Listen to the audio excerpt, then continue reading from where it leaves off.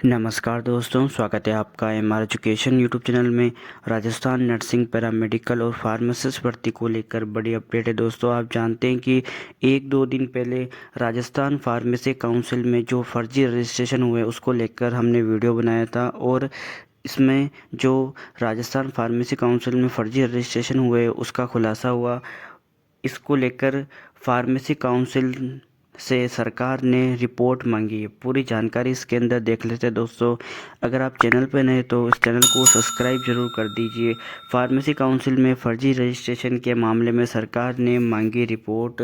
Rajasthan pharmacy council में अभ्यर्थियों के फर्जी रजिस्ट्रेशन का मामला थम नहीं रहा है। दैनिक भास्कर की ओर से काउंसिल की ओर से किए गए फर्जीवाड़े के खुलासे के बाद सरकार ने पूरे मामले की रिपोर्ट तलब की है। यानी दोस्तों, दैनिक भास्कर की तरफ से ये जो खुलासा किया गया था कि जो फार्मेसी काउंसिल में काफ़ी रजिस्ट्रेशन फर्जी पाए गए हैं, तो इसको लेकर अब सरकार ने रिपोर्ट मांगी है। विभागीय अधिकारियों को निर्देश दिए हैं कि किन किन अभ्यर्थियों के अब तक फर्जी रजिस्ट्रेशन किए गए हैं और किन किन रजिस्ट्रार इसमें शामिल है। इसकी पूरी तथ्यात्मक रिपोर्ट बनाकर दे। वहीं मामले में दर्जनों अभ्यर्थियों के फर्जी रजिस्ट्रेशन से जुड़े मामले में दैनिक भास्कर के पास आए कई अभ्यर्थियों ने तो यहां तक कहा है कि पिछले 3 वर्षों में 1000 से अधिक फर्जी रजिस्ट्रेशन कर दिए गए हैं, लेकिन सरकारों ने कभी कार्रवाई नहीं की। यानी दोस्तों कि इतने फर्जी रजिस्ट्रेशन राजस्थान फार्मेसी काउंसिल में किए गए, लेकिन किसी भी प्रकार की कोई कार्रवाई नहीं की गई। ना ही अभ्यर्थियों पर कार्रवाई करी है और ना ही अधिकारियों पर। और इसी प्रकार से जो फर्जी रजिस्ट्रेशन करके काफ़ी अभ्यर्थी नौकरियां लगे हैं, लेकिन सरकारों ने कभी कार्रवाई नहीं की। अब तक भास्कर की ओर से बताए गए 39 रजिस्ट्रेशन ब्लॉक किए गए हैं, लेकिन काउंसिल ने आज तक खुद की ओर से कभी फर्जी रजिस्ट्रेशन का पता लगाने की कोशिश नहीं की।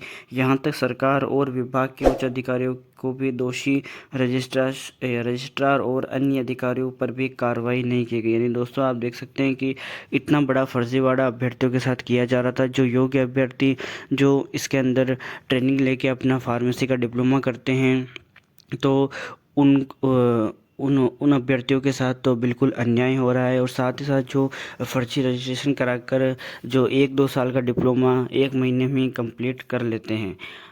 लगातार आ रहे मामले देख सकते हैं दोस्तों आप। राजस्थान फार्मेसी काउंसिल में रजिस्ट्रेशन नंबर 38248 की 12 की मार्कशीट फर्जी होना भी सामने आया है। इस अभ्यर्थी ने 12वीं की फर्जी मार्कशीट के आधार पर बी फार्मा का फर्जी डिप्लोमा हासिल किया और फिर राजस्थान फार्मेसी काउंसिल में रजिस्ट्रेशन तक करा लिया।